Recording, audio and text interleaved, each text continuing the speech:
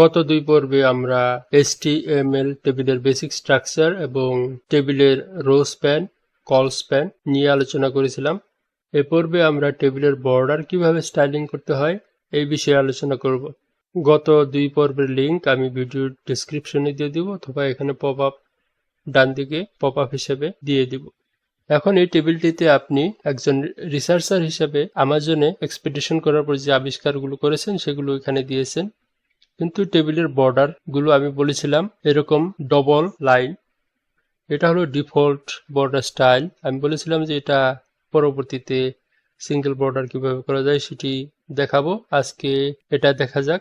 এটা করার জন্য আমাদের বর্ডার কলাপস প্রপার্টি ইউজ করতে হবে। তার আগে দেখে নেওয়া যাক আজকে আমরা কি কি বিষয়ে আলোচনা করব।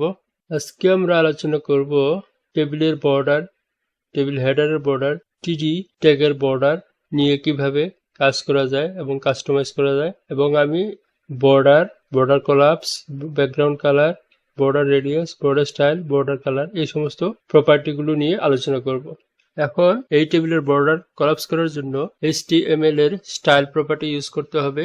আমরা আগে স্টাইল সংক্রান্ত ভিডিওটিতে দেখেছিলাম স্টাইল ইউজ করার জন্য, ট্যাগ হিসাবে ইউজ করার জন্য আমরা হেডের ভিতরে দিব স্টাইল ট্যাগ এবং এর ভিতরে আমরা CSS দিয়ে দিব। প্রথমে আমরা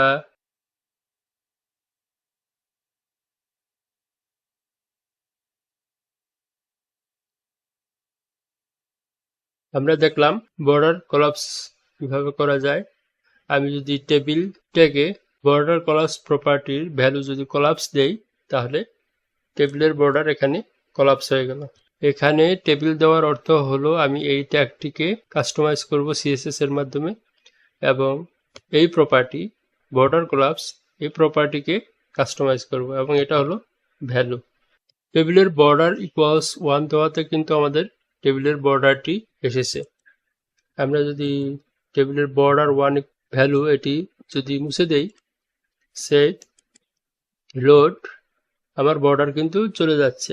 সুতরাং আমি যদি এটা ফিরিয়ে আনি আবার বর্ডারটি এসে যাবে।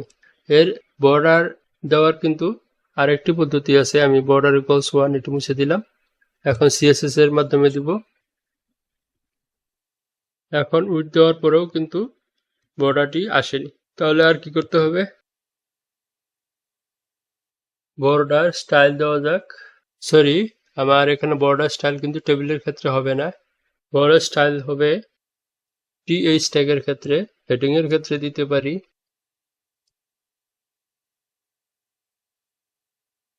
এখন রিলোড দিয়ে দেখি, দেখুন আমার হেডিং কিন্তু এসে গেল এবং পরবর্তী রোগুলো কিন্তু আসেনি। সেজন্য TR এর ক্ষেত্রে একই কোড ব্যবহার করলাম, রিলোড। সরি, রো এর ক্ষেত্রে ব্যবহার না করে এটা TTর ক্ষেত্রে ব্যবহার করলে ভালো হবে। রিলোড। যেহেতু এখানে একই লজিক ব্যবহার করলাম, এটার শর্ট হ্যান্ড হলো TH এর পর আমি TD দিয়ে দিতে পারি এবং এই অংশটা মুছে দিতে পারি, তাহলে কিন্তু কোনো চেঞ্জ হবে না। আবার যেহেতু বর্ডার টেবিলের ক্ষেত্রে 1 পিক্সেল এবং THTDর ক্ষেত্রেও 1 পিক্সেল এবং সবগুলোকে আমরা আরো শর্ট করতে পারি, সেজন্য আমি এই কোডটা কপি করলাম এবং THTD পুরোটা মুছে দিলাম এবং এখানে পেস্ট করে দিলাম। সরি, এখানে আমি একবারে বলতে পারি 1px সলিড, উইথ এবং স্টাইল না বলে আমি একবারে বলতে পারি বর্ডার 1px সলিড। এখানে কমা দেওয়া যাবে না। আমরা বর্ডার নিয়ে আলোচনা করলাম, বর্ডার কলাপস নিয়ে আলোচনা করলাম। এখন বর্ডার কালার নিয়ে আলোচনা করি। বর্ডার কালার দেওয়ার জন্য আমরা এখানে বলতে পারি টেবিল THTD এবং সবগুলো ট্যাগেরই বর্ডার আমি কালার করব। সেজন্য বর্ডার ড্যাশ কালার আমি ধরুন ব্লু দিয়ে দিলাম। ডিফল্ট ব্ল্যাক ছিল, এখানে ব্ল্যাক ছিল, এখন ব্লু দিলাম। দেখা যাক কি হয়। রিলোড। দেখুন ব্লু হয়ে গেল। বোঝার জন্য আমি একটু বর্ডার মোটা করে দেই, 2 পিক্সেল। রিলোড। এখন বর্ডার কালার এভাবে না লিখে আগে যেহেতু এই ওয়ান পেজ ছিল, এটা ছিল বর্ডার উইথ, সলিড ছিল বর্ডার স্টাইল, এখন বর্ডার কালার। সবগুলো কিন্তু বর্ডারে দিয়ে দেওয়া যেতে পারে। বর্ডার কালার সেজন্য আমি মুছে দিব এবং এখানে স্পেস দিয়ে গ্রিন দিয়ে দেই, যেহেতু আমাজন ফরেস্ট এর গল্প সেজন্য গ্রিন দিয়ে দিলাম। Save, reload. এখন বর্ডার স্টাইল কিন্তু সলিডের বদলে আমরা অন্য কিছুও দিতে পারি, যেমন ড্যাশ, রিলোড। দেখুন ড্যাশড হয়ে গেল। 1 পিক্সেল করে দেই, বর্ডার, রিলোড। দেখুন এখন বর্ডারটা সুন্দর দেখা যাচ্ছে।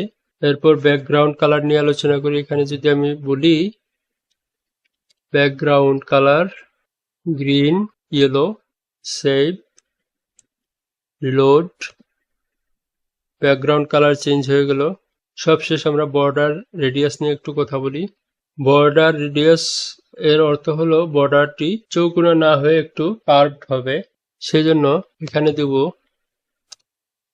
বর্ডার রেডিয়াস ধরুন 5 পিক্সেল। Save, reload. সামান্য একটু কার্ভ হয়েছে, আর একটু এটা বড় করে দেই, রিলোড। এখান দিয়ে কার্ভ হয়েছে বোঝা যাচ্ছে। ভালো করে বোঝার জন্য আমি ড্যাশটাকে সলিড দিয়ে দিলাম, রিলোড। এবং বর্ডার কোলাপস প্রপার্টি এটা উঠিয়ে দিলাম। এখানে আমি কমেন্ট আউট করে দিলাম, আর উঠিয়ে দেওয়া একই কথাই, রিলোড। দেখুন 25 পিক্সেল ক্ষেত্রে সুন্দর দেখাচ্ছে না, একটু এটা চেঞ্জ করে 15 দিয়ে দেখি,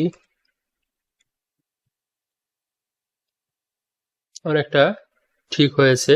আমরা চাইলে বাইরের বর্ডারটি তুলে দিতে পারি, সেই জন্য সহজ করার জন্য আমি এইভাবে লিখি, বর্ডার রেডিয়াস আমি এখান থেকে কাট করে এখানে পেস্ট করে দিলাম। এটা কিন্তু একই কথাই, সেভ। এটা কিন্তু মানে একই হলো, রেজাল্টটা একই হবে, রিলোড। এখন আমি চাচ্ছি বাইরের বর্ডারটা তুলে দেব, সেজন্য কি করব, টেবিল অংশটা মুছে দিলাম, টেবিলটা বাইরের অংশ। এখন রিলোড করলাম, বাইরের রেডিয়াস কিন্তু চলে গেল।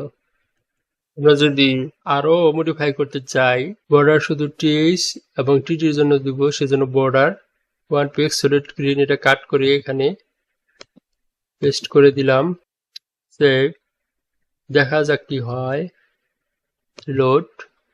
দেখুন বাইরের বর্ডারটা চলে গেল। ব্যাকগ্রাউন্ড কালারটা উঠিয়ে দেই, টেবিল থেকে এনে আমি টিএইচ3 দিয়ে দিলাম, রিলোড। দেখুন কিরকম স্টাইল হয়ে গেল। আসলে আমার এই অংশটুকু আর তাহলে দরকার নাই। আবারও বলি, এখানে যেহেতু বর্ডার কোলাপস এটা কমেন্ট আউট করে দিলাম, এখানে ডবল বর্ডার দেখাচ্ছে এবং এটা কার্ভ হয়ে গেছে। আবার আরেকটা বোঝার জিনিস হলো, বর্ডার স্টাইল যদি সলিড এর বদলে আমি যদি হিডেন লিখি, তাহলে কিন্তু আমার বর্ডার হিডেন হয়ে গেল। আমি আন্ডু করে দিলাম, রিলোড, বর্ডার এসে গেল। তাহলে আজকে এই পর্যন্তই। আমি টেবিল টিএসটিডি এই ট্যাগগুলোর border, border collapse, background colour, border radius, border style, border colour সবগুলো কিভাবে পরিবর্তন করতে হয় তার প্রসেস এখানে দেখালাম। ধন্যবাদ।